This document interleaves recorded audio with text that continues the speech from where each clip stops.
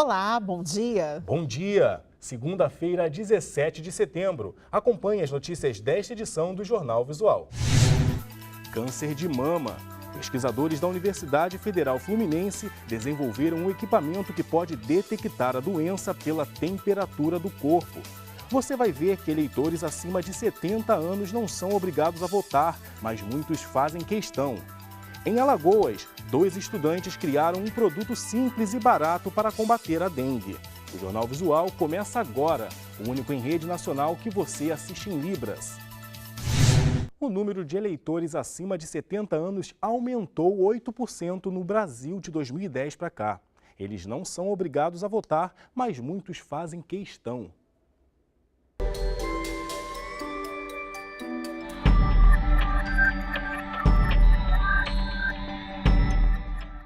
Para a enfermeira aposentada Maria de Lourdes, de 80 anos, votar nunca foi uma obrigação, e sim uma oportunidade de contribuir com as mudanças nos rumos do país. Preciso de apoiar os políticos, os deputados, o senador, o presidente, e eu amo fazer isso. Maria de Lourdes faz parte das estatísticas que indicam o crescimento no número de eleitores idosos no Brasil. Mesmo sem serem obrigados, os maiores de 70 fazem questão de votar. Eu voto porque acho que é um dever cívico de votar.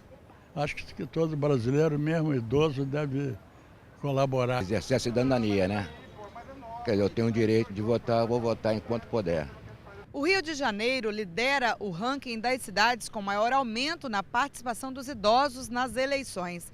De 2010 para cá, o índice aqui cresceu quase 13%, enquanto a média nacional foi de 8%. Para este cientista político, os idosos em geral têm memória afetiva com a política do país, o que motiva o ato de votar e, mais que isso, torna o voto mais consciente.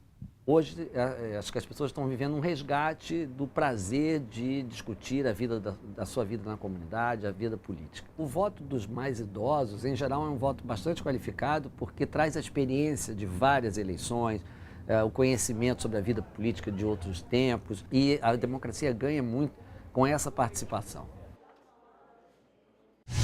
O câncer de mama é o que mais atinge as mulheres em todo o mundo. O diagnóstico precoce é fundamental para aumentar as chances de cura e, para isso, a ciência conta com a ajuda da tecnologia. Jonas. Cláudia, pesquisadores da Universidade Federal Fluminense desenvolveram um equipamento que pode detectar a doença pela temperatura do corpo. O equipamento lembra uma filmadora portátil, mas a captura é completamente diferente. São imagens térmicas. A lente registra a temperatura de cada ponto. É pelo calor do corpo que se identifica alterações que podem ou não ser câncer. Você pode ver claramente que essa pessoa está mais ou menos simétrica, não pode ver? E ela realmente é de uma pessoa saudável. Agora, repare essa outra.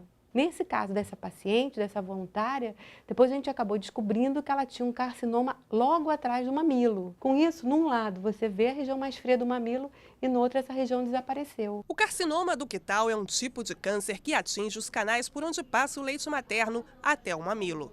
Os primeiros resultados deixam os pesquisadores otimistas, mas a conclusão só daqui a 2 anos.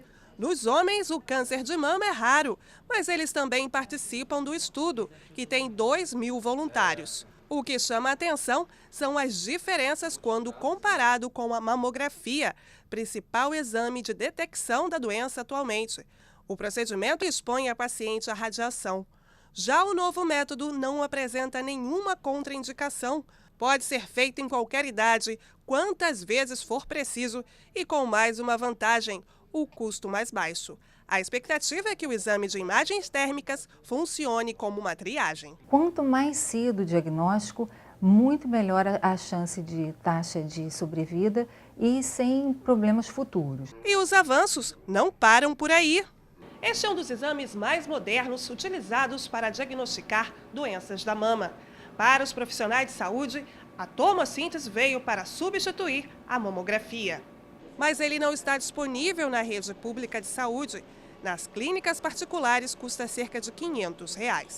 A exposição à radiação é menor do que na mamografia e durante o exame o aparelho se movimenta, captando imagens quase em 3 dimensões. Garante um diagnóstico mais preciso. Nós conseguimos fazer diagnóstico de lesões de até 3 milímetros, ou seja, são cânceres muito iniciais, aonde a gente não fala em tratamento, a gente fala em cura completa da lesão. Kátia, aos 51 anos, fez a tomossíntese mamária pela primeira vez e vai continuar se cuidando. Todo ano, uma vez por ano. Prevenir, eu acho isso importante. Pesquisa realizada em Alfenas, sul de Minas Gerais, mostra que o consumo de álcool prejudica a recuperação de fraturas ósseas.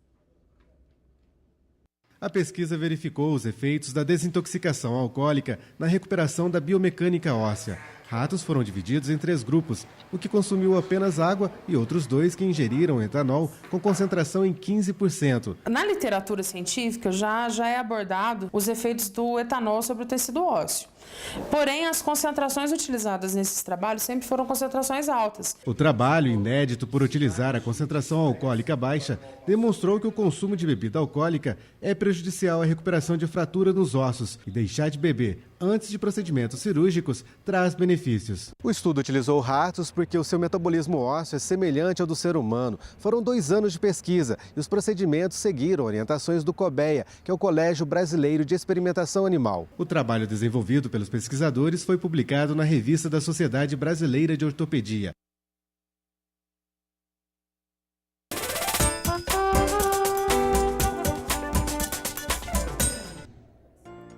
Esponja, luva, copo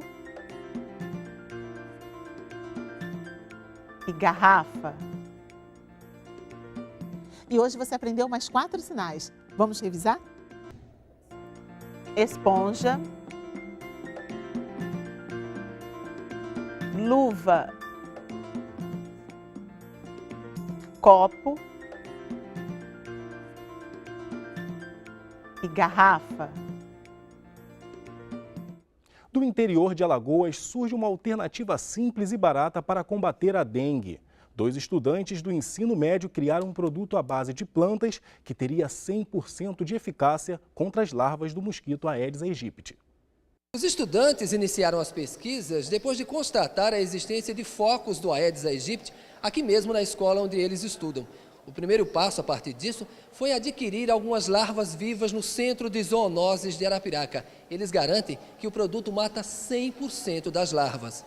Os estudos foram feitos utilizando a taioba, uma planta de folhas grandes e largas muito comum na região de Arapiraca, segunda maior cidade de Alagoas. Eles já desconfiavam do efeito larvicida da planta. Nas pesquisas que nós fizemos, nós descobrimos que as pessoas que cultivavam a taioba já tinham percebido que ela por si só já tinha ação repelente. Ou seja, o ambiente onde ela estava, o mosquito não se manifestava. Então decidimos pegar essa planta e vemos se conseguimos algum resultado. E tivemos resultados maravilhosos. Depois de várias tentativas, Afonso e Manuel conseguiram produzir 3 extratos. O mais eficiente mata as larvas em 3 minutos.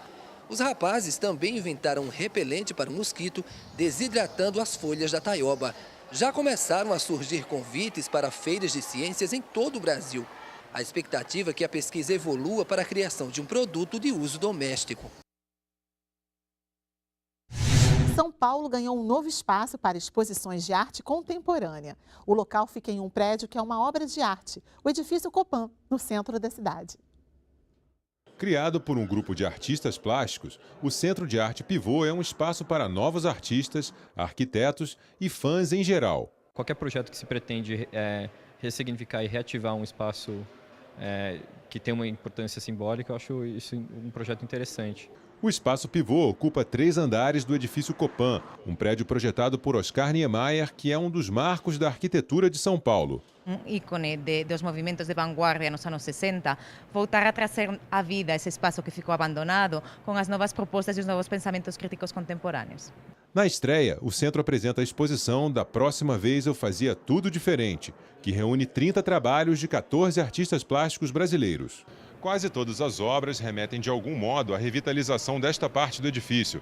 Esta obra, por exemplo, traz a palavra aurora, escrita com lâmpadas, que simboliza a chegada de dias melhores e com muita arte contemporânea ao centro de São Paulo. O aurora, com a sua luz, ele meio que consome esse lugar, ele abraça esse lugar e traz a força da palavra feminina, que é a aurora.